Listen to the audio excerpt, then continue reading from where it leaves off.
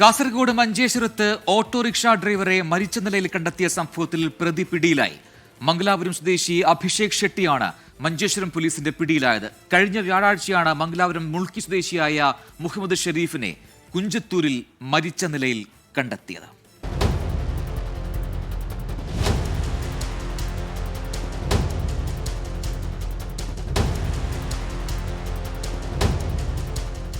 മഞ്ചേശ്വരം കുഞ്ചത്തൂരിലെ ആളൊഴിഞ്ഞ പ്രദേശത്ത് കിണറ്റിലായിരുന്നു മുഹമ്മദ് ഷരീഫിന്റെ മൃതദേഹം കണ്ടത്. ഇയാൾ ഉപയോഗിച്ച ഓട്ടോറിക്ഷയും കിണറിന് സമീപം കണ്ടെത്തിയിരുന്നു. പ്രദേശത്ത് രക്തക്കറകൾ കണ്ടതോടെ സംഭവം കൊലപാതകമാണെന്ന് പോലീസ് ഉറപ്പിച്ചിരുന്നു. മഞ്ചേശ്വരം മംഗലാപുരം ഭാഗങ്ങളിലെ 200-ലധികം CCTV ദൃശ്യങ്ങൾ പോലീസ് പരിശോധിച്ചു.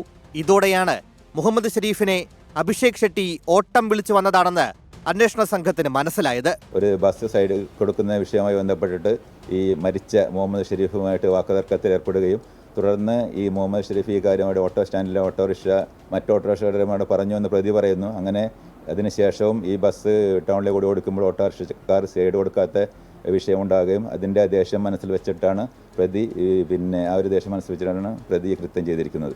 മംഗലാപുരത്തെ റയാൻ ഇന്റർനാഷണൽ സ്കൂളിലെ ബസ് ഡ്രൈവറായിരുന്ന അഭിഷേക് ഷെട്ടിയും ഓട്ടോറിക്ഷ ഡ്രൈവറായ മുഹമ്മദ് ഷെരീഫും തമ്മിൽ വാഹനത്തിന് സൈഡ് നൽകുന്നതുമായി ബന്ധപ്പെട്ട് തർക്കമുണ്ടായെന്നും ഇത് കൊലപാതകത്തിലേക്ക് നയിച്ചുവെന്നുമാണ് പ്രതി പോലീസിന് നൽകിയ മൊഴി. അഭിഷേക് ഷെട്ടി ലഹരിക്കടിമയാണെന്നും പോലീസ്. പ്രതി സ്ഥിരമായിട്ട് ലഹരി ഉപയോഗിക്കുന്ന ആളാണ്. നമ്മുടെ ലഹരിയുമായി ബന്ധപ്പെട്ടിട്ട് ഈ ലഹരിയും ഈ കൊലപാതകത്തിൽ പ്രധാനപ്പെട്ട ഒരു പങ്ക് വഹിച്ചിട്ടുണ്ട്. അദ്ദേഹം അതുപോലെ തന്നെ നേരത്തെ 4 കേസിൽ പ്രതിയാണ്, അതിൽ 3 മയക്കുമരുന്ന് കേസാണ്. പ്രതി കൊലപാതകത്തിന് ഉപയോഗിച്ച ആയുധങ്ങൾ ഉൾപ്പെടെ പോലീസിന് കണ്ടെത്തേണ്ടതുണ്ട്.